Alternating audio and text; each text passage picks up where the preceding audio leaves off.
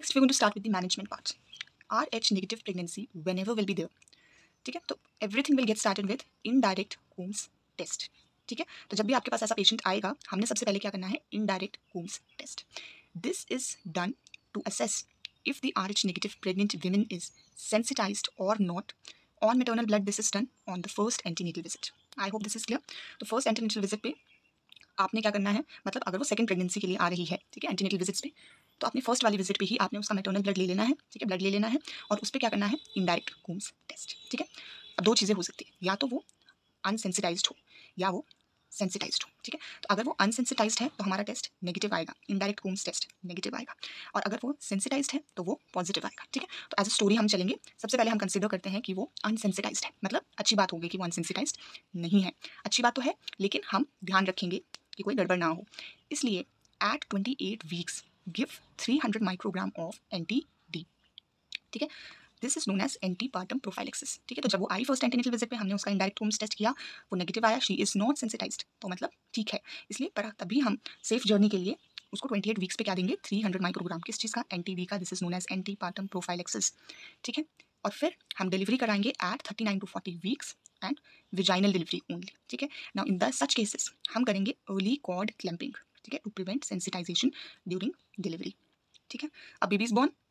अब हम चेक करना चाहेंगे बाय डायरेक्ट कोम्स टेस्ट कि जो बेबी बॉर्न हुआ है, क्या वो RH नेगेटिव है, क्या वो RH पॉजिटिव है.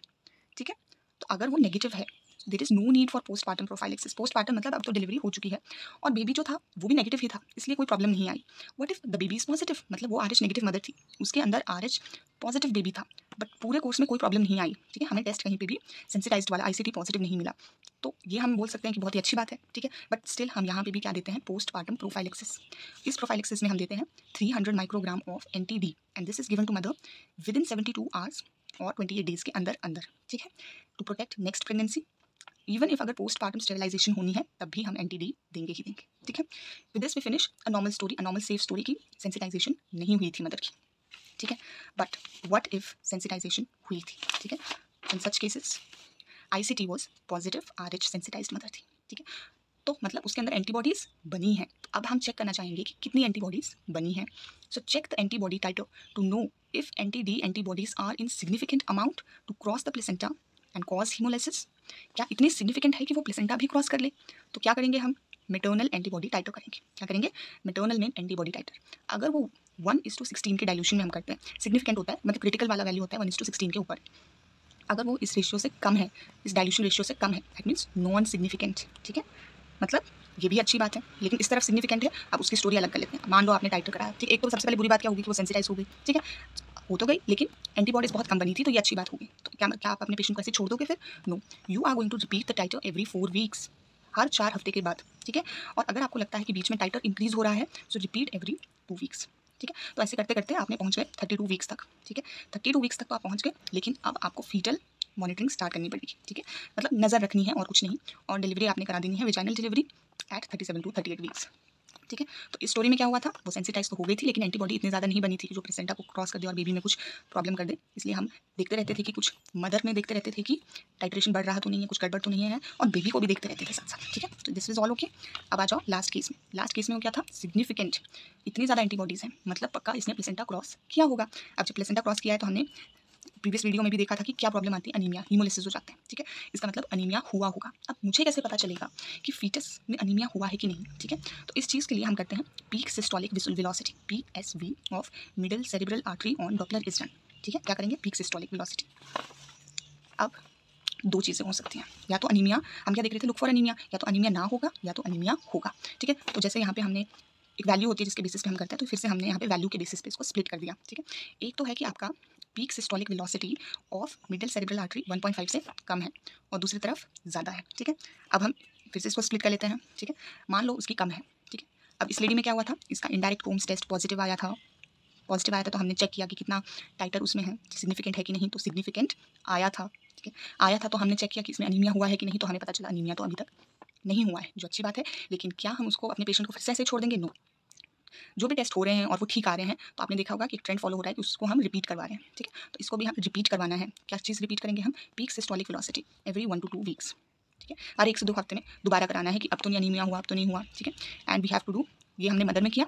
फीटस के लिए हम क्या करेंगे, antepartum fetal surveillance from 32 weeks onward. ठीक है, तो सब कुछ 32 से ही हमने बेबी को चेक करना स्टार्ट कर देना, एनएसटी करेंगे, बायोफिजिकल प्रोफाइल करेंगे वीकली, और इसको भी डिलीवर कर देंगे 37 to 38। So somehow this all is somewhat similar to जिसमें नॉन सिग्निफिकेंट थी। ठीक है, इसमें सिग्निफिकेंट थी लेकिन उतना नहीं आया। ठीक है, अब आ जाओ इस तरफ, इसमें 1.5 से ज़्यादा आई। ठीक है, मतलब फीटल अनीमिया प्रेजेंट है।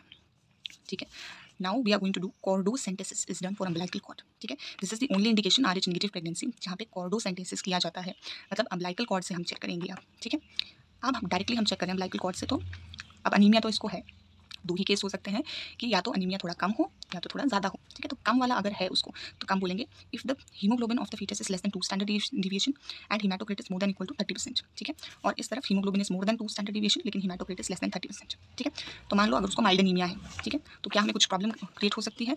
वैसे तो नहीं होती है, तो इसलिए हम फिर से वही चीज़ करेंगे। ठीक है, पिछला को रिपीट करेंगे, repeat the haemoglobin and haematocrit weekly, same foetal surveillance from 32 weeks, NST करेंगे, बायोफिजिकल प्रोफाइल करेंगे weekly and deliver at 37 to 38 weeks. तो ये हम तीसरी बार पढ़ रहे हैं 37 to 38 वीक्स, ये सारा सेम चीज़। ठीक है, एक हमने पढ़ा था जब मैटरनल एंटीबॉडी टाइटर नॉन सिग्निफिकेंट थी, दूसरा हमने पढ़ा था जब अनीमिया प्रेजेंट नहीं था, तीसरी बार हम सब पढ़ रहे हैं कि माइल्ड अनीमिया है। तो सेम चीज़ ही अब आपको बार बार लिखनी है। ठीक है, सो दिस इज अल्टीमेटली जो प्रॉब्लम हुई थी। ठीक है, जिसमें अब हमें कुछ करना है। सिवियर अनीमिया जब था, ठीक है, कब? जब हीमोग्लोबिन मोर देन 2 स्टैंडर्ड डिविएशन है और हीमेटोक्रिट लेस देन 30 है, तो सिवियर अनीमिया।